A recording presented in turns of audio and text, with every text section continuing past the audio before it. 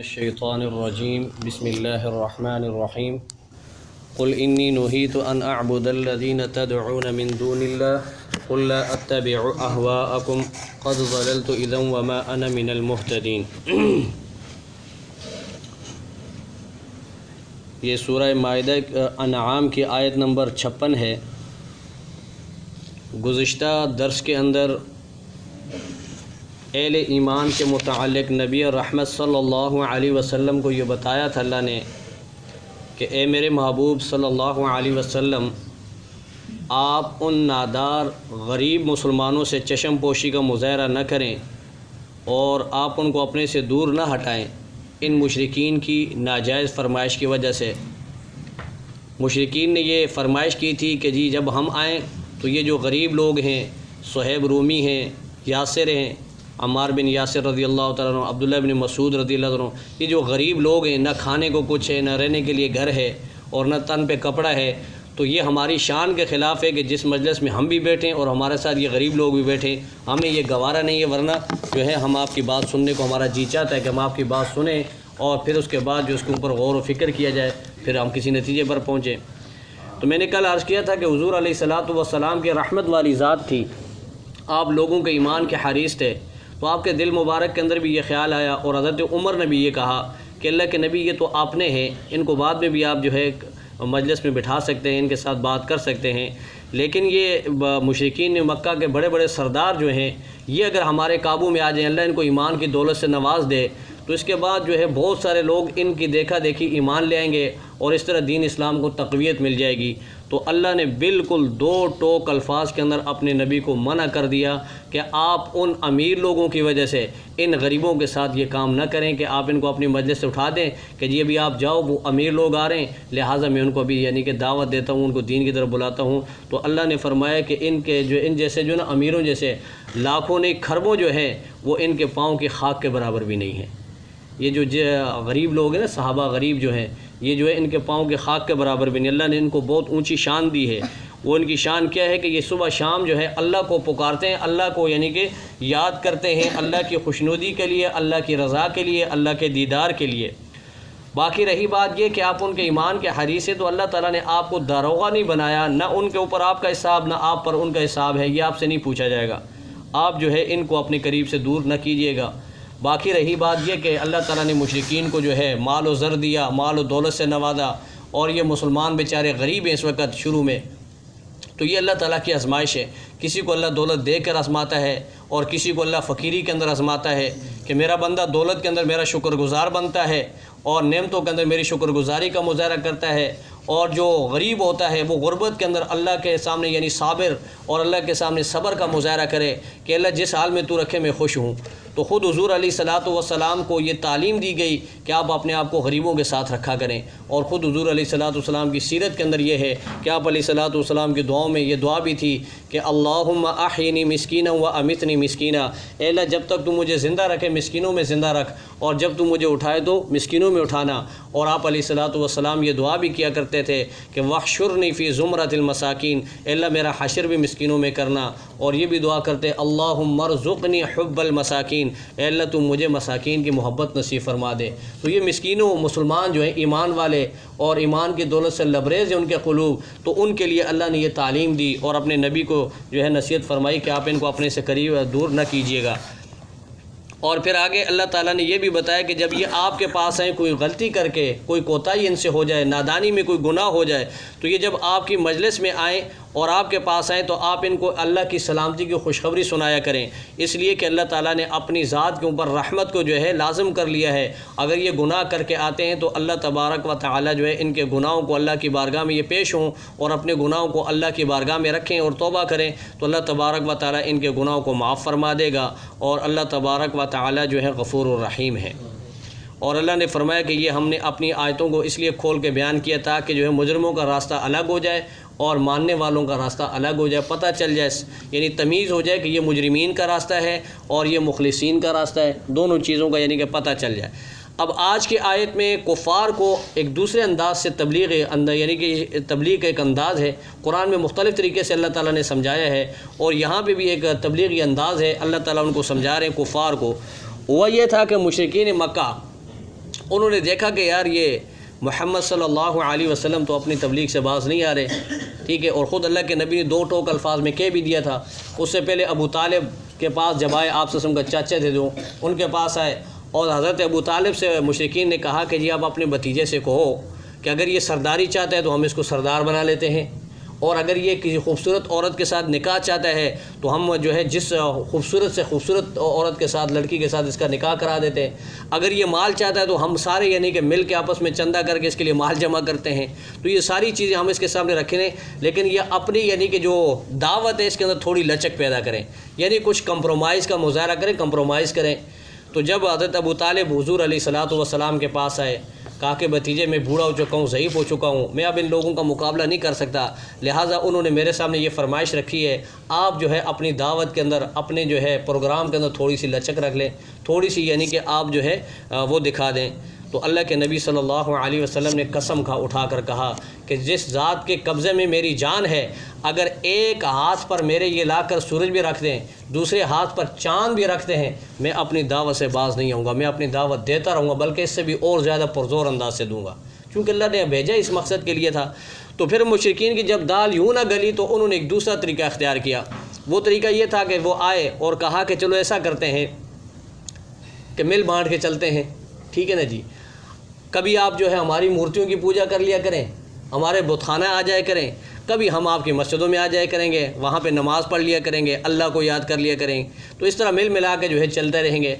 تو اللہ تبارک و تعالیٰ نے سورہ کافرون اتاری تھی، اس کے جواب میں کہ آپ انہیں کہہ دیں کہ ہم بالکل یہ کام نہیں کرتے، تمہارا دین تمہیں مبارک ہو اور ہمارا دین ہمیں مبارک ہو۔ اور یہاں پر بھی آج کی آیت میں اللہ نے منع کیا، اور اللہ نے کہا کہ میرے محبوب آپ ان سے کہیے یہ جو فرمائش کر رہے ہیں بےہودہ قسم کی فرمائش، گھٹیا قسم کی فرمائش، اس کے جواب میں آپ کہیں کہ قل، اے میرے محبوب کہہ دیجئے، انی نہیت، مجھے منع کیا گیا ہے، مجھے روک دیا گیا ہے، کس چیز سے؟ ان اعبد الذین تدعون من دون اللہ، کہ میں عبادت کروں الذین، اس چیز کی، تدعون، جس کی تم عبادت کرتے ہو، من دون اللہ، اللہ کے سوا، ٹھیک ہے جی، اللہ کے سوا جو ہر چیز جو ہے وہ اللہ کا غیر ہے، چاہے وہ فرشتہ ہو، چاہے وہ جن ہو، چاہے وہ نبی ہو، چاہے وہ ولی ہو، چاہے وہ قبر ہو، چاہے وہ بت پتھر کا بت ہو، کوئی بھی چیز ہے وہ من دون اللہ ہے، اللہ کے سوا ہے۔ تو اللہ کے سوا کسی کو بھی پکارنا جائز نہیں ہے۔ جس طرح تم اپنی مورتیوں کو پکارتے ہو، اگر میں بھی آ کے تمہارے ساتھ تمہاری مورتیوں کو پکارنا شروع کر دوں تو نعوذ باللہ پھر تو میں بھی مشرک ہو جاؤں گا۔ اور جو حق کا داعی ہوتا ہے، نبی حق کا داعی ہوتا ہے، نبی سے کبھی بھی یہ کام نہیں ہو سکتا، اور نبی سے بالکل یعنی کہ امکان بھی نہیں ہے۔ لیکن قرآن کریم میں اللہ تعالیٰ نے دوسری جگہ انبیاء علیہم الصلاۃ والسلام کے عظیم جماعت کو ایک دوسرے انداز سے خطاب بھی کیا ہے، اور فرمایا کہ لئن اشرکت لیحبطن عملک ولتکونن من الخاسرین، اے میرے عظیم الشان نبیوں کی جماعت، اگر تمہارے اعمال کے اندر بھی شرک کی آمیزش ہو گئی تو تمہارے بھی سارے اعمال برباد ہو جائیں گے، برباد۔ تو اللہ تعالیٰ چونکہ اللہ نے جو پروگرام دیا ہے کہ میری توحید، میری وحدانیت کا ڈنکا بجائیے اور اس کو لوگوں کی طرف مائل کیجئے، تو اس لیے نبی تو جو ہے شرک کے قریب ہی نہیں جاتا۔ اور باقی جو ہے یہ لوگ مشرکین مکہ جو ہے، انہوں نے جو وہ کہا تھا کہ جی آپ ہمارے ساتھ جو ہے مل ملا کے چلیں، کبھی آپ ہمارے بتوں کی پوجا کر لیا کریں، کبھی ہم مسجد میں آ کر نماز پڑھ لیا کریں گے، تو اللہ کے نبی نے، اللہ نے جواب دیا کہ قل، آپ ان کو یہ جواب دیں، لا اتبع، میں اتباع نہیں کرتا، اہواءکم، تمہاری خواہشات کی۔ تو پتہ یہ چلا کہ جو شرک ہے وہ انسانی نفسیاتی خواہشات ہیں، نفسیانی خواہشات اور کچھ بھی نہیں ہے۔ اور جو دین ہوتا ہے، جو دین اور جو توحید ہے، وہ جو ہے انسان کا ضمیر ہے، انسان کا جو ضمیر ہے نا، یہ توحید کے بارے میں انسان کو دعوت دیتا ہے، اور نفسیانی خواہشات جو وہ شرک کی طرف انسان کو راغب کرتی ہیں۔ میں نے پہلے اس میں تفصیل میں گفتگو کی ہے کہ انسان کے 2 دشمن ہیں، ایک انسان کا نفس ہے اور ایک شیطان ہے، اور سب سے بڑا دشمن انسان کا جو وہ نفس ہے، نفس، ٹھیک ہے نا جی۔ قرآن میں اللہ نے فرمایا کہ ان کید الشیطان کان ضعیفا، کہ شیطان کا مکر اور شیطان کا جال کمزور ہے، لیکن انسانی نفس کے بارے میں اللہ نے قرآن میں فرمایا کہ ان کیدکن عظیم، کہ انسان کا نفس جو ہے یہ بڑا سرکش ہے، اور اس کا فتنہ جو بہت خطرناک ہے، بہت بڑا ہے۔ خود حضور علیہ الصلاۃ والسلام کی اگر آپ سیرت کو اٹھا کر دیکھیں تو آپ علیہ الصلاۃ والسلام نے نفس کے بارے میں جو ہے بہت زیادہ یعنی کہ زور دیا ہے کہ اللہ تو مجھے جو ہے آنکھ پلک چپکنے کے برابر بھی جو ہے اپنے نفس کے حوالے نہ کرنا، نفس سے تو میری حفاظت فرما۔ اللہ وہ خطبہ جو آپ سنتے ہیں ومن شرور انفسنا، اس میں یہی کہا گیا کہ اللہ تو مجھے نفس کے شر سے جو ہے محفوظ فرما۔ تو نفس جو ہے بڑی خطرناک چیز ہے، بلکہ یوں سمجھ لیں آپ، دوسرے آسان انداز سے یوں سمجھیں کہ دو دشمن ہوتے ہیں، ایک بیرونی دشمن اور ایک اندرونی دشمن ہے۔ بیرونی دشمن کی وار بھی تب کامیاب ہوتا ہے جب اندرونی دشمن اس کے ساتھ ملا ہو، اور علماء نے لکھا ہے کہ شیطان جو ہے اس سے بڑا، اس کو کیوں کہا ہے قرآن میں اللہ نے؟ اس کی وجہ یہ ہے کہ جب اللہ تعالیٰ نے شیطان کو کہا کہ آدم کو سجدہ کرو تو شیطان نے انکار کر دیا، ابا واستکبر، تکبر کیا اور انکار کیا۔ تو حالانکہ شیطان سے پہلے تو کوئی دوسرا شیطان نہیں تھا کہ اس شیطان کو گمراہ کیا اس نے۔ تو علماء نے لکھا کہ اس شیطان کو گمراہ کرنے والا اس کا نفس تھا۔ کیا تھا؟ نفس تھا۔ تو اس لیے نفس کی جو ہے ضلالت اور نفس کی گمراہی اور نفس جو ہے خطرناک چیز ہے، اس سے اللہ تعالیٰ ہم سب کو حفاظت میں رکھے۔ جب یہ کنٹرول میں ہو جائے نا، نفس کنٹرول میں ہو جائے انسان کا، تو پھر انسان جو ہے بڑی بھلائی کی طرف چلا جاتا ہے۔ اگر یہ کنٹرول میں نہ ہو، ان کنٹرول ہو جائے، تو پھر انسان جو برائی کو برائی سمجھتا ہی نہیں۔ لیکن اگر یہ آپ کے کنٹرول میں آ جائے، فرق صرف اتنا ہے کہ شیطان کے اوپر ہمارا کوئی کنٹرول نہیں ہے، ہم اس پہ کنٹرول نہیں کر سکتے، نہ اس کو قبضہ کر سکتے، نہ اس کے اوپر غالب آ سکتے ہم۔ البتہ نفس کے اوپر غلبے کی جو ہے اللہ نے، اللہ کے نبی نے اور قرآن کریم کے اندر اس کی تعلیمات موجود ہیں۔ وہ یہ ہے کہ اپنا تزکیہ نفس کیجئے، بزرگان دین کے پاس جائیں، علماء کے پاس جائیں، واعظین کے پاس جائیں، قرآن کو پڑھیں، ذکر کریں اور اللہ کی طرف رجوع کریں۔ اس طرح نفس کو ماریں، نفس کی خواہشات جو نفس کہتا ہے اس کے مخالف کریں، اور اس طرح کرتے رہیں گے تو یہ نفس آپ کے تابع ہو جائے گا۔ جب نفس آپ کے تابع ہو گیا تو سمجھ لو آپ کا کام بن گیا، پھر آپ کو جو ہے یہ برائی نہیں کرنے دے گا۔ اب یہ بات بھی یاد رکھیں، پہلے برائی کی دعوت دیتا تھا، اب نفس جب پاک ہو گیا تو یہ اب آپ کو برائی کرنے نہیں دے گا بلکہ نیکی کی دعوت دے گا۔ ایک بزرگ کے بارے میں آتا ہے، وہ کہیں سفر سے آئے، تھکے ہوئے تھے اور رات کو سونے لگے، تو نفس نے اندر سے ضمیر، جس کو ضمیر کہتے ہیں نفس، وہ اندر سے کھڑا ہوا، کہا کہ حضرت اتنے بڑے اللہ کے بندے ہو، اللہ کے ولی اپنے آپ کو کہتے ہو، کم از کم وضو تو کر لو، بغیر وضو کے سو رہے ہو۔ تھکے ہوئے تھے، بہت زیادہ تھکاوٹ دی، تو کہا یار یہ بات تو صحیح ہے، چلو وضو کر لیتے ہیں، نفس کہہ رہا ہے اندر سے۔ تو بہرحال وضو کیا، تو وضو کر کے آ کے بستر پہ بیٹھے، تو پھر نفس نے اندر سے کہا کہ وضو کر لیا تو 2 رکعت نماز ہی پڑھ لو، ٹھیک ہے نا جی۔ اب جب 2 رکعت نماز نہیں تھی تو نفس نے کہا کہ کیسا عجیب آدمی ہے، اپنی جسم کے خاطر جو ہے اپنے رب کو چھوڑ کے جا رہا ہے۔ تو اس طرح یعنی کہ نفس نے پوری رات جو ہے اللہ کی عبادت میں گزارا دی اس بزرگ سے۔ صبح ہو گئی، صبح اذان ہو گئی، نہ تھکاوٹ کا پتہ چلا نہ کچھ۔ تو جب نفس کنٹرول میں ہوتا ہے تو پھر یہ انسان کو جو ہے نیکی کی طرف دعوت دیتا ہے اور نیکی کی طرف یہ ترغیب دیتا ہے۔ لیکن اگر یہی سرکش ہو جائے تو پھر یہ انسان کو لے جا کے کسی ایسی گھاٹی میں، ایسی کھڈے میں گرائے گا کہ انسان کا نام و نشان نہیں رہے گا۔ اس لیے بزرگ فرماتے ہیں کہ انسان کے جو نفس کی مثال ہے وہ گھوڑے کی طرح، سواری ہے، سواری جو گھوڑا ہوتا ہے وہ، اور انسان کا تقوی جو اس کے اوپر سواری ہے۔ اگر اس نفس کے گھوڑے کے اوپر تقوی کی سواری نہیں ہوگی تو یہ انسان کو ختم کر دے گا اور خود بھی تباہ ہوگا اور انسان کو بھی برباد کر دے گا۔ تو قرآن کریم میں نفس کی 3 قسمیں بتائی گئی ہیں۔ ایک نفس امارہ ہے، خطرناک نفس، دوسرا نفس لوامہ، اور تیسرا نفس مطمئنہ۔ نفس مطمئنہ سب سے اعلیٰ نفس ہے، اور نفس لوامہ دوسرے درجے کا ہے، اور نفس امارہ بدترین قسم کا یعنی نفس ہے۔ تو اللہ تبارک و تعالی ہم سب کو کم از کم نفس لوامہ ہی نصیب فرما دے کہ نفس لوامہ یہ ہے کہ بندہ برائی کرے تو برائی کے بعد فوراً اس کو ملامت کرے کہ تو نے یہ کام کیوں کیا، اللہ کی طرف رجوع کر۔ اس کو کہتے ہیں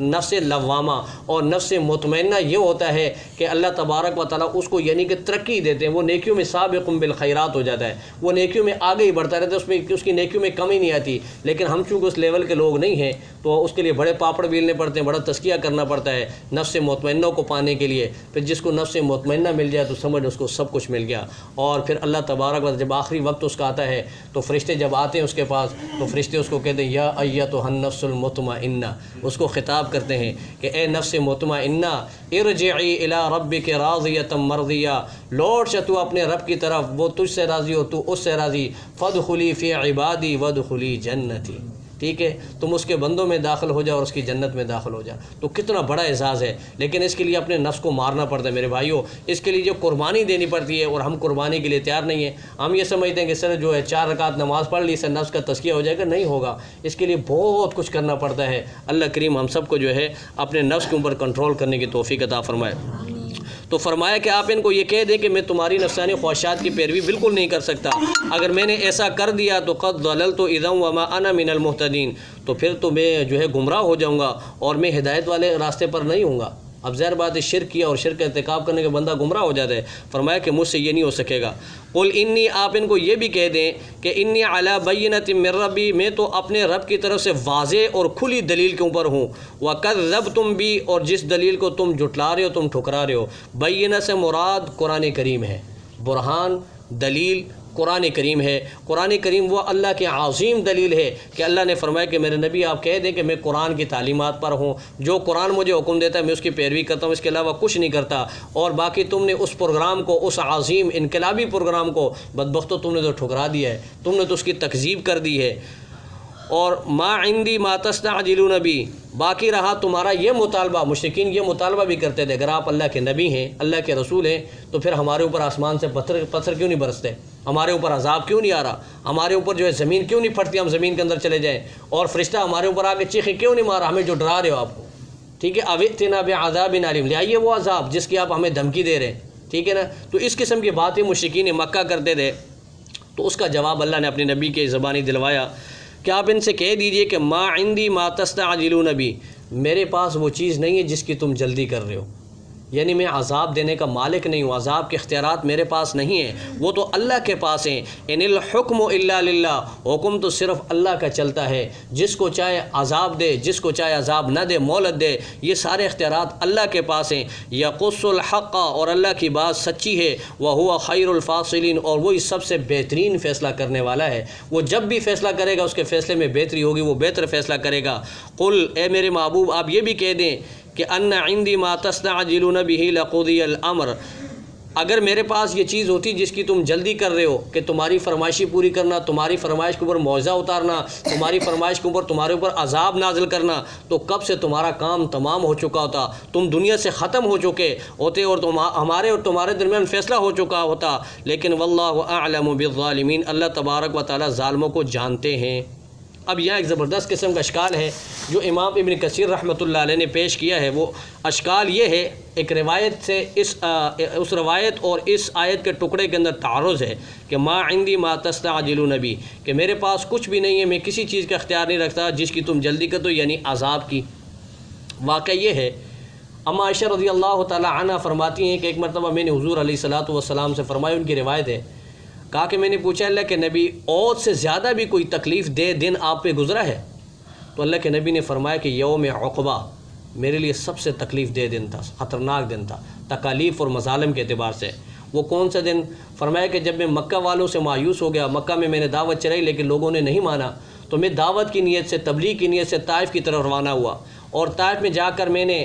ابن عبد یا ابن حلال وغیرہ جو ہے بڑے بڑے سرداران تھے ان کو جمع کیا، ان 4 سردار تھے یہ، ان کے ساتھ میں نے جب بات کی اور ان کو اللہ کے احکام کی تبلیغ کی، تو ان بدبختوں نے بجائے ماننے کے میرا انکار کیا اور میرے پیچھے غنڈے لگا دیے، اور ان غنڈوں نے، شہر کے جو غنڈے لڑکے تھے انہوں نے میرے اوپر سنگ باری کیا، جس کی وجہ سے جو ہے میرے جسم جو ہے لہو لہان ہو گیا، اور میرے جوتے جو ہے خون سے بھر گئے، اس سے خون اندر جام ہو گیا، خشک ہو گیا، اور حضور علیہ الصلاۃ والسلام کے اوپر غشی طاری ہو گئی۔ آپ علیہ الصلاۃ والسلام قرن ثعالب ایک مقام کا نام ہے، وہاں آ کے بیٹھے تو آپ سے میں بیہوشی طاری ہو گئی، اتنے میں جبرائیل علیہ الصلاۃ والسلام بھی آ گئے۔ جبرائیل علیہ الصلاۃ والسلام آئے، آ کر سلام عرض کیا اور کہا کہ اللہ کے نبی صلی اللہ علیہ وسلم، اللہ نے آپ کی تبلیغ بھی اور آپ کی قوم کا وہ جواب اور وہ جو آپ کے سامنے دیا اس کو بھی سن لیا ہے، اب میرے پاس یہ میرے ساتھ جو ہے اللہ نے پہاڑوں والا فرشتہ بھی بھیجا ہے، یہ فرشتہ آیا ہے، اگر آپ چاہیں تو یہ فرشتہ، پھر اس فرشتے نے سلام کیا اور کہا کہ اللہ کے نبی اگر آپ کہیں حکم دیں تو میں دونوں جانب کے پہاڑوں کو ملا دوں اور مکہ اور طائف والوں کو درمیان میں کچل کے ختم کر دوں، ٹھیک ہے نا جی۔ اور اللہ کے نبی صلی اللہ علیہ وسلم نے فرمایا کہ نہیں، میں یہ نہیں چاہتا، بلکہ میں یہ چاہتا ہوں اللہم اہد، اللہ کے نبی نے فرمایا اللہم اہد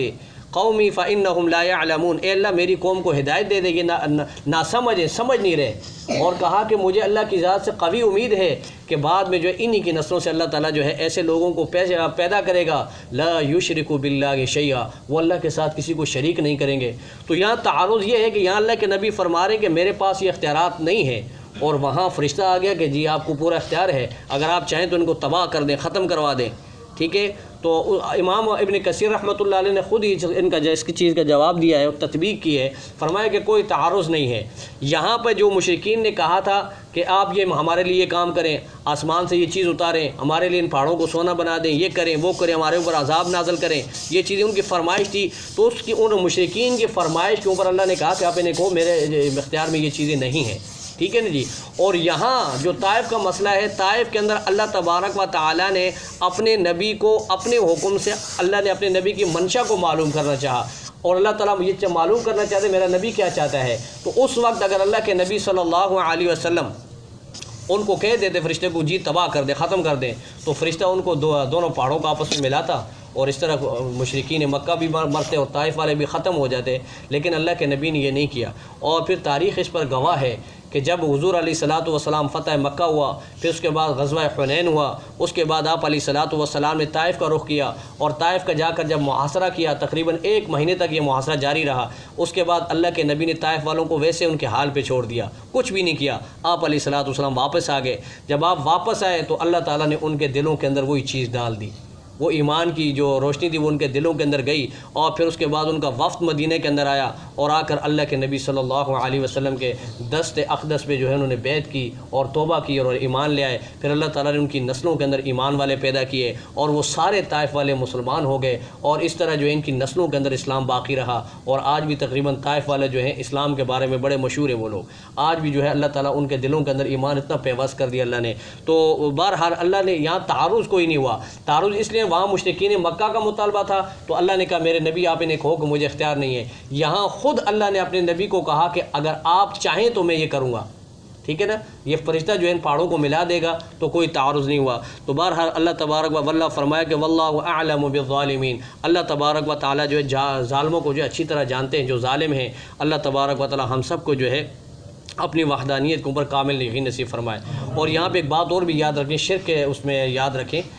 امام ابو حنیفہ رحمۃ اللہ علیہ فرماتے کہ اگر ایک شخص ہے وہ جنگل کے اندر ہے یا پہاڑ کے اندر ہے، بیابان جگہ میں، اس کے پاس کوئی دوسرا آدمی نہیں پہنچا، کوئی نبی نہیں پہنچا، کوئی رسول نہیں پہنچا، کوئی پیغام نہیں پہنچا، اور نہ ہی کوئی مبلغ پہنچا ہے، کسی طرح سے اس کے پاس یعنی دعوت نہیں پہنچی. اب اگر یہ مر گیا تو اس کا کیا حکم ہے؟ تو امام صاحب فرماتے کہ اس کا حکم یہ ہے کہ اس سے نہ نماز کے بارے میں پوچھا جائے گا، نہ روزے کے بارے میں پوچھا جائے گا، نہ زکوٰۃ کے بارے میں پوچھا جائے گا، نہ دوسرے احکامات کے بارے میں پوچھا جائے گا، کیونکہ ان احکامات کا تعلق نبیوں سے ہے اور مبلغین سے اور واعظین علماء سے ہے، کہ علماء جائیں گے اس کی تشریح کریں گے، پھر اس کے بعد اس پہ عمل کیا جائے گا. لیکن ایک چیز کے بارے میں اللہ ان سے پوچھے گا کہ تم مشرک تو نہیں تھے. اگر مشرک تھے تو پھر ان کی پکڑ ہوگی. اس لیے کہ اللہ تعالیٰ نے جو انسان کو عقل عطا فرمائی ہے، انسان عقل کے ذریعے جو ہے اللہ کی وحدانیت کو پہچان سکتا ہے، اللہ کی معرفت حاصل کر سکتا ہے. اپنے دائیں بائیں اپنے اعضاء کو دیکھے، اپنے جسم کو دیکھے. وہ عربی شاعر ہے، وہ کہتا ہے ففی کل شیء لہ آیۃ، ففی کل شیء لہ آیۃ تدل علی انہ واحد، کہ ہر چیز کائنات کی جو وہ دلیل ہے اس بات پر دلالت کرتی ہے کہ اس کائنات کا صرف ایک اللہ ہے، اس کائنات میں صرف ایک خدا ہے. تو بہرحال یہ چیزیں جو ہیں شرک سے وہ متعلق ہیں. تو اللہ تعالیٰ ہم سب کو شرک سے بچائے. کبھی شرک اصغر ہوتا ہے، کبھی شرک اکبر ہوتا ہے. شرک اصغر یہ ہے جو آج کل ہمارے معاشرے کے اندر تقریباً بڑا سرایت کر گیا ہے. اللہ کے نیک بزرگوں کو جو ہے وہ بھی وسیلے کے طور پر پتہ نہیں کس کس طریقے پہ جو ہے اللہ کے ساتھ شریک کیا جا رہا ہے. اللہ کی صفات کو ان کے اندر مانا جا رہا ہے، اللہ کی صفات مختصہ کو ان بزرگوں کے اندر یعنی کہ تقسیم کیا جائے. اگر یہ نظریہ بالکل دل سے ہے تو ایسے شخص تو کافر و مشرک ہو جائے گا. لیکن اگر ظاہری طور پر یہ بات کر رہے ہیں جہالت کی وجہ سے، اللہ تعالیٰ ایسے لوگوں کو ہدایت نصیب فرمائے، اور اللہ کریم ہم سب کو اپنی وحدانیت کے اوپر کامل یقین نصیب فرمائے. وآخر دعوانا ان الحمد للہ رب العالمین. اللہم صلی علی سیدنا و مولانا محمد وعلى آل سيدنا ومولانا محمد وبارك وسلم. ربنا تقبل منا إنك أنت السميع العليم وتب علينا إنك أنت التواب الرحيم. وصلى الله تعالى على خير خلقه محمد وعلى آله وصحبه أجمعين.